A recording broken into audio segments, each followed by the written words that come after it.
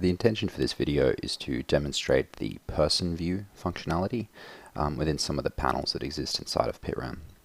So on the top right hand side of our panels we have panel configuration options, and on this detail or display options here we have the ability to tick this box that will say show people.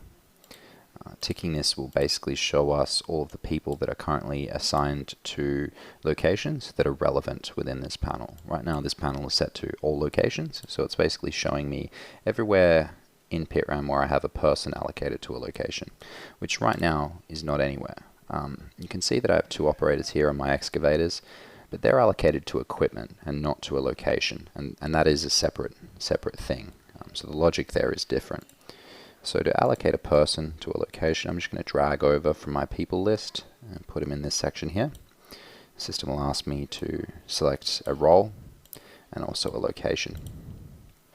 I'll now display this operator here, basically saying this operator is now performing this role in this location.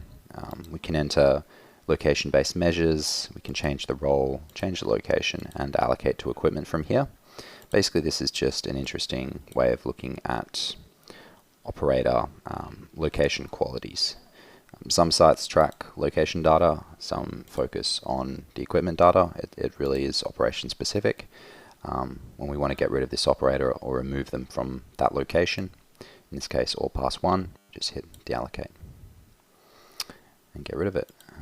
Turn that setting off and we're back to normal. Whether or not you end up using this is really operation dependent, but that's the functionality and that's how it works. Thank you.